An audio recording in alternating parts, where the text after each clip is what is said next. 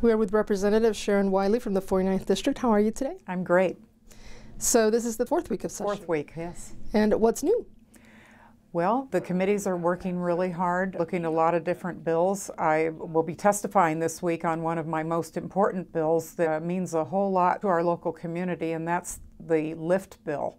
When the library was built, the library was part of a public-private partnership with a mechanism that the state allows future sales tax revenue to be used to provide infrastructure and development and jobs in a local community.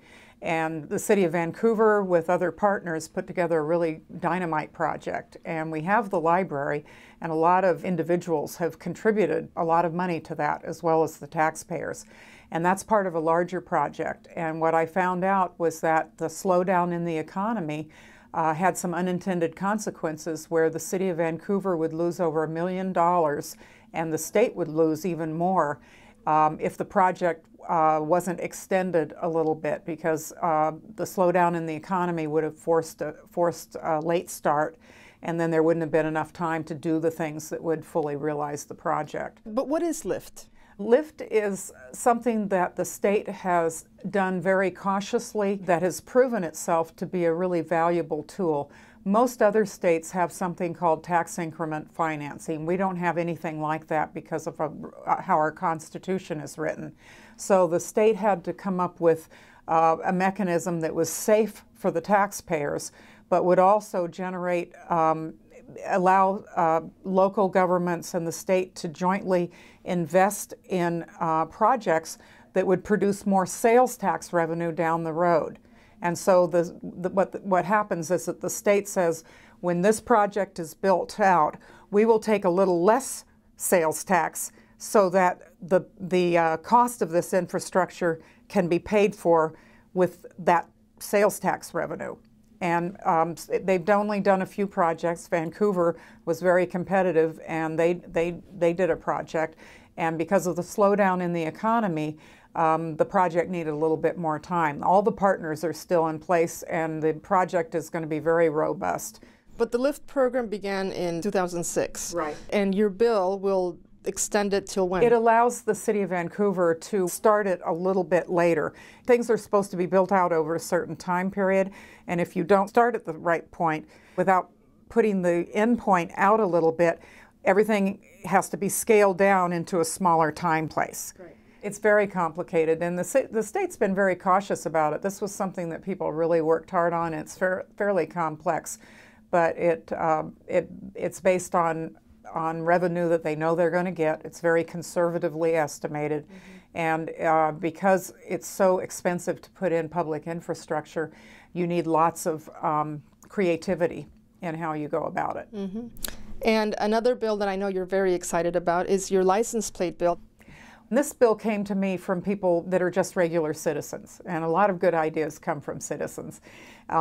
People are very annoyed at having to take off and throw away a license plate on their car when it's not rusted out, when it's perfectly good. And we have extended that time frame once, and what we're doing is having that license plate change when the car is sold. Unless it's rusted out and needs to be replaced, and structuring it so that we don't lose money, and that we account for some of the issues like the reflectivity of the paint and some of the other issues that have been brought up in the past, has kept this bill from going forward. But I'm optimistic that we'll be able to do something. Well, this it is year. a money saver. License plate fees have to cover the cost of doing it. And license plates are done in the corrections department, mm-hmm. So they are part of what keeps our prisoners active, mm-hmm. And that's true in most states, but not all states. And that revenue is part of what's counted on. And what people told me, they said, you know, I would be willing to pay just a teeny little bit more each year, as long as I didn't get hit with a bigger fee to replace a license plate that doesn't need to come off. Right. It's the nuisance factor as much as anything. That's a great idea. How are your committees doing? The committees are very interesting. I've got two committees that haven't existed before, and so there's new ground. One is our technology committee has been combined with economic development, And I'm also on higher education, and so learning about how our industries are doing and what they need, what skills are needed, and what resources are available for people looking for jobs, and how that training can occur and how that's financed is all part of that discussion. And most of us are very, very determined to find an answer to ever-increasing tuition.